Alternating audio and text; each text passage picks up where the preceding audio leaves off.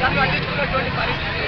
అంటే వాష్రూమ్స్ లేవు, అందులో వాటర్ ఫెసిలిటీ లేదు, అది ఉన్నటువంటి పిల్లలను అడిగితే మరి ఎట్లా వాష్రూమ్స్ ఎట్లా అంటే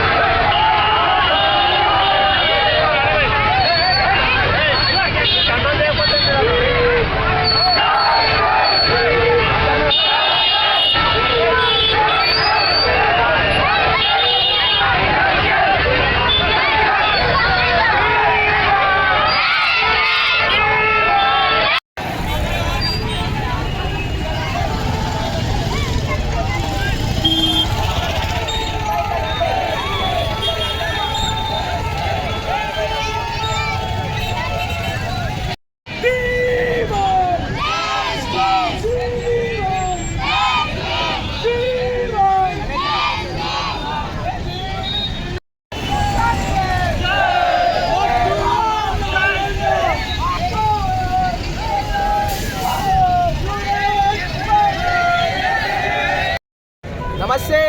Doosa Shivasai ABVP Vikarabad town joint secretary. అయితే ఈరోజు వికారాబాద్ నగర శాఖ ఆధ్వర్యంలో ఏబీవీపీ నిరసన కార్యక్రమం చేస్తూ ఉన్నాము. ఈ నిరసన కార్యక్రమం యొక్క ముఖ్య ఉద్దేశం ఏంటంటే దాదాపు 11,000 కోట్ల ఫీజు రియంబర్స్మెంట్లు, స్కాలర్షిప్లు లేక తెలంగాణ విద్యార్థులు ఎంతో ఇబ్బందులు ఎదుర్కొన్నటువంటి పరిస్థితి ఈరోజు తెలంగాణలో ఏర్పడింది. ఈ తెలంగాణ విద్యార్థులకు స్కాలర్షిప్లు లేక, ఫీజు రియంబర్స్మెంట్లు లేక, ప్రైవేట్ యాజమాన్యాలు సర్టిఫికేట్లు ఇవ్వక విద్యార్థులు ఎంతో మంది ఇబ్బందులు ఎదుర్కొన్నటువంటి పరిస్థితి ఈరోజు తెలంగాణలో ఏర్పడింది.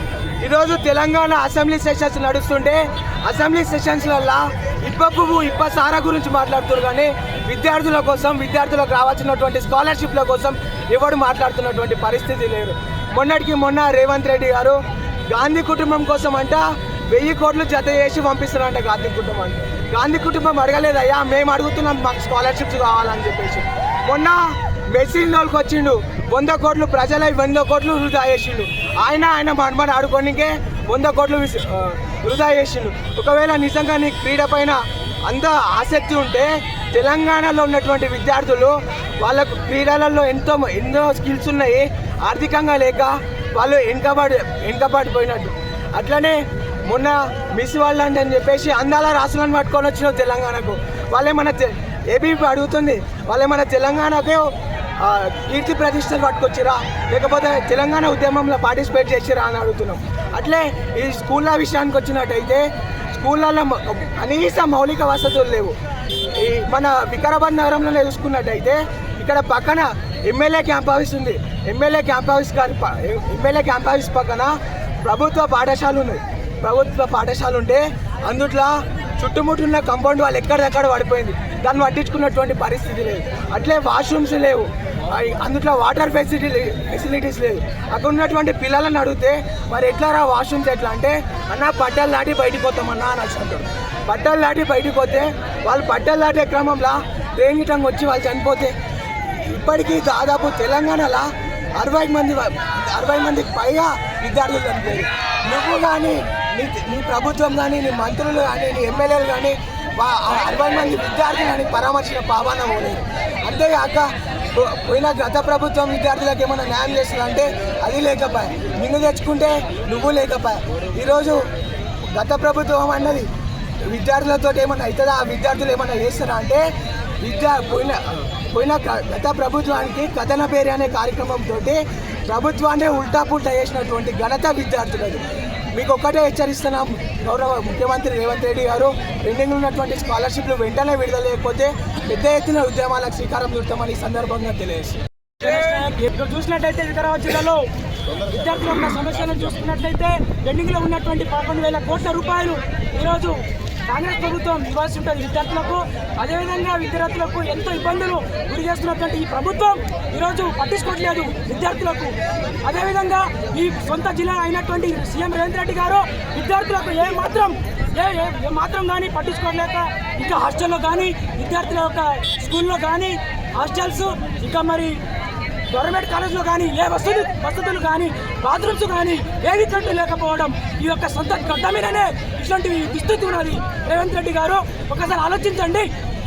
ఇక్కడ ఉన్నటువంటి విద్యార్థుల యొక్క సమస్యలను చూడండి, తెలుస్తుంది. మీరేమో వేసేపు కూర్చుంటారు, ఇక్కడేమో విద్యార్థులేమో రౌడెక్కి కూర్చున్నా కూడా మీకు ఒక సిగ్గు ఏమి లేదు.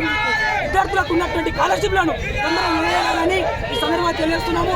అదేవిధంగా ఈ యొక్క స్కాలర్షిప్లు విడుదలకపోతే తెలంగాణ రాష్ట్ర ప్రభుత్వం నుండి 100% ఏబీపీ ఆధ్వర్యంలో పెద్ద ఉద్యమే చేపడతామని ఏబీపీ హెచ్చరిస్తుంది. అదేవిధంగా పెండింగ్లో ఉన్నటువంటి 11,000 కోట్ల రూపాయలు విద్యార్థులకు తొందరగానే విడుదల చేయాలని ఏబీపీ డిమాండ్ చేస్తుంది. వికారాబాద్ నుంచి మిమ్మల్ని హెచ్చరిస్తున్నాము.